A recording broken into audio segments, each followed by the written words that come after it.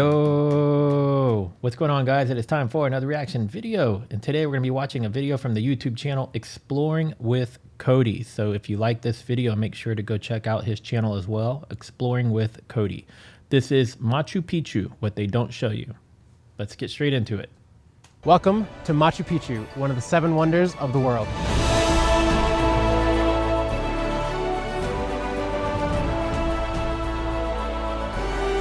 Real quickly too, tell me in the comments if you've ever been here. This is something that's been on my list for a really long time. I definitely want to go check it out sometime, but if you've been there, tell me in the comments and tell me what your experience was like as well.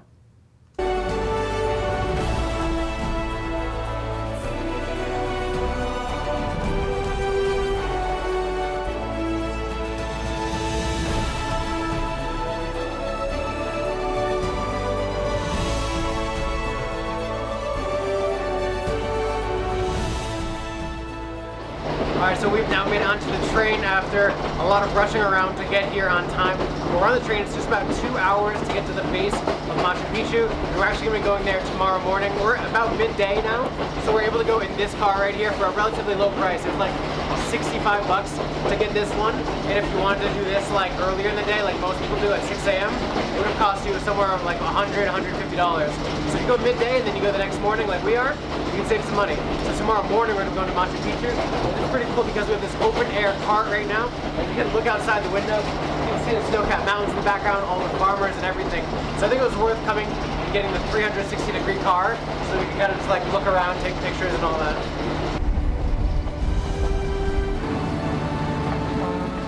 So we've just gone off the train here at the bottom of Machu Picchu. It is called Agua Calientes, or hot waters.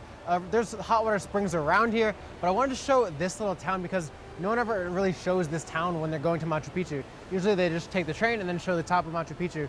But this little town down here is really beautiful. I wanted to kind of show what it was like to go here and then get a bus ticket because no one shows exactly how to do it. So this video, I'm going to be showing you how to get around and go up to Machu Picchu. I'm glad that he's showing this because that's one of the things I agree with him on. A lot of times people skip a lot of the details, but not only that, it looks like a really pretty little town. So no one shows exactly how to do it. So this video, I'm going to be showing you how to get around and go up to Machu Picchu, the full thing. Okay. Good to go.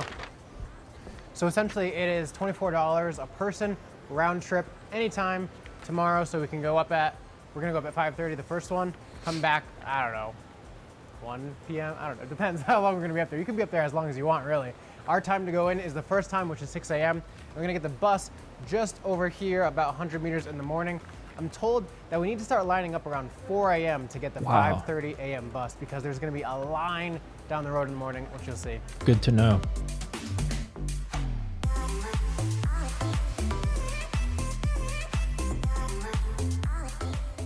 I would imagine that it's probably good to pack some sort of food. Maybe he'll go over that to take up there with you, because if you do end up spending half a day up there, I don't know, maybe they'll tell us if there's food available up there. I would doubt it though. And then I wonder what the restroom situation is too. So we're just about to get some lunch right now because this is like one of the best restaurants based on how it looks. There's like a 360-degree view of the town. I take that back, it's probably like 180. But I mean, it's incredible. Look, we have this music playing down below here. We have the water rushing below us. We have everyone walking around. It's very vibrant and sunny. It's just a beautiful town. I'm glad we came here a day early.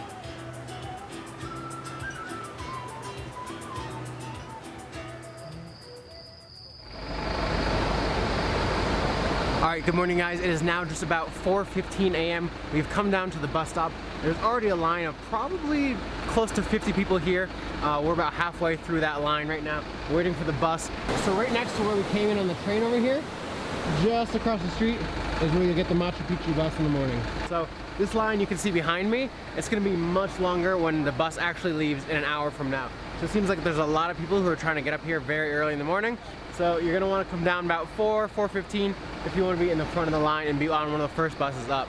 Machu Picchu does open at 6 a.m. and the first bus is up at 5:30. So once we get up there, we'll have to wait in front of this gate, and then we'll be one of the first ones in, hopefully. So now, just at about 5:20 a.m. and we're about to get on the bus. You can see the line goes entirely up this road and wraps around. in just the 40-50 minutes we've been here, the line has gotten exponentially bigger. All the shops have opened. People are selling snacks, coffee, water, all kinds of things like that. It's almost like they plan it that way. They're like, hey, shops, we're going to make people get there at 4 o'clock in the morning so that y'all can sell stuff. But it's a smart plan if it was done intentionally. And after a very bumpy and windy 20-minute bus ride, we've made it to the base of Machu Picchu, where we have to now wait until 6 a.m. when it actually officially opens. You can see all the buses in the background coming in. There's like 5 buses that all came in at once, and now we have to line up and just kind of wait here. We have raced up here. We were one of the very first ones up here. So we came up the red path here, and we're now one of the first ones to this spot, which is very, very packed throughout the entire day. We rushed up the mountain, so that's why I'm out of breath. I gotta say, this is the best view. There's no one walking around yet. You can see the alpacas, the llamas down there, and it's just a beautiful sight. And the mist is now about to cover it, so we got lucky we're here, because probably in half an hour, you may not be able to see it as this like mist and fog rolls in. But the thing is, once you come here, you have to walk one straight line, so you can't go back. So if you come here first, this is like the first spot, you're gonna wanna make sure that you take all the pictures you need up here first, which is the most popular shot of Machu Picchu, because once you go down here, you have to follow the route back and you can't come back in. So that's something important to know when you're coming here to Machu Picchu. And if you guys wanna know what it costs exactly to do Machu Picchu, I'll have a link down below where I have a new adventure newsletter coming out every month, and I'm gonna break down the cost of doing Machu Picchu, what it costs to come here and do Peru all together. And every month I'm gonna be breaking down all my costs while I travel, so you know exactly what it costs me to do everything that I do, all the places I stay, trains, airplanes, and all of that. So check that out in the link down below. One of the interesting facts about Machu Picchu is that they didn't have wheels to bring up all these stones, and they were cut so precisely with a technique called ashlar, so you couldn't even fit a knife or a needle in between them. They're so tight and cut precisely, just like all the Incan ruins we've seen before this. All right, guys, and to my right. I still don't understand how they made stuff so precise back then with the archaic tools that they had available. It's just it doesn't make sense to me how they could do that. It's crazy. You can see Machu Picchu over here. This is the Incan Empire. And just right here, you can see this is the Citadel and the Sun Temple. Over here is the giant mountain. It's really cool. Make sure you get a picture while you can. He's like, you see this over here, over there? All I see is the freaking clouds. Maybe he could see more in person than we can see on camera. Because it's not going to be here for very long. Everyone right now, just stop taking pictures, because it is a complete whiteout of fog within 30 seconds. It is crazy how fast that moved in. So a lot of times early in the morning and late at night, there's a mist that kind of rolls through here, as you can see right now. And they actually believed that it was spirits, and then they would take away guides. So sometimes there have been quoted guides gone missing, and they believe that the spirits have taken them. And supposedly the locals sleep on mirrors or reflective foil, supposedly to keep away the spirits. So back in the 1500s, the Spanish Empire defeated the Incan Empire, and they destroyed many of the temples around, as well as statues, leaving only ruins. One of which was Ollantaytambo, which we saw in the last vlog. That one was torn down and there's only ruins left. So now you can see that the mist is completely gone. It was in and out within a minute and a half, not even 2 minutes, not even 2. The mist was all the way through here and evaporated into the sky, and now you have clear Machu Picchu again.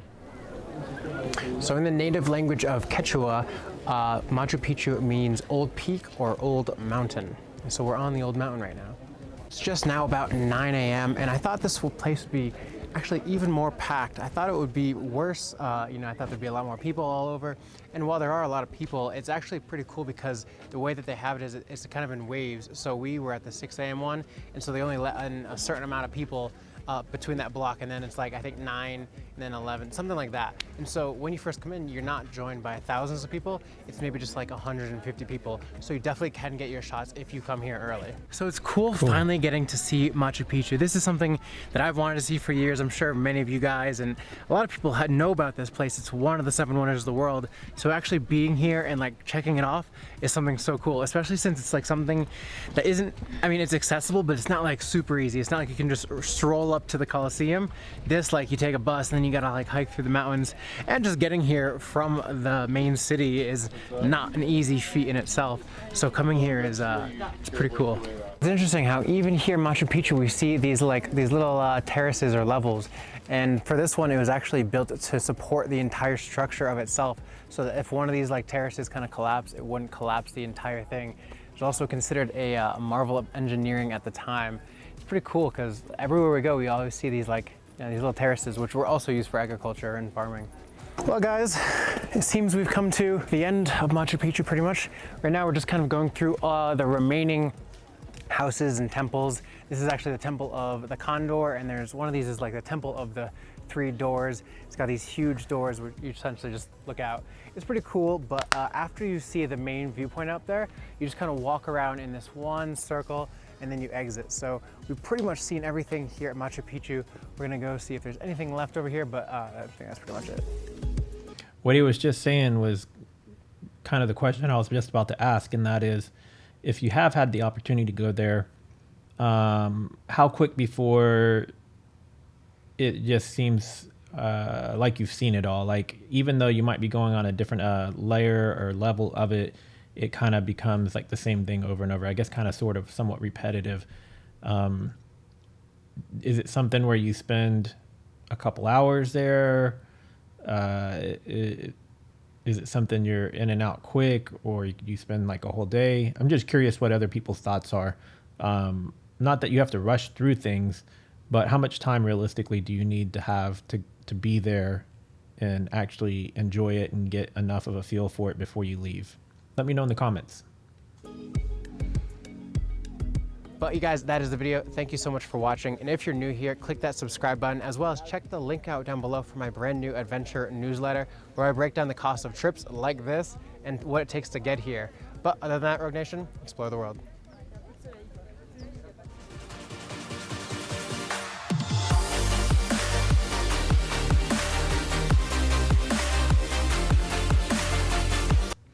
Again, his YouTube channel is Exploring with Cody. So if you want to see more videos from him, go check out his channel.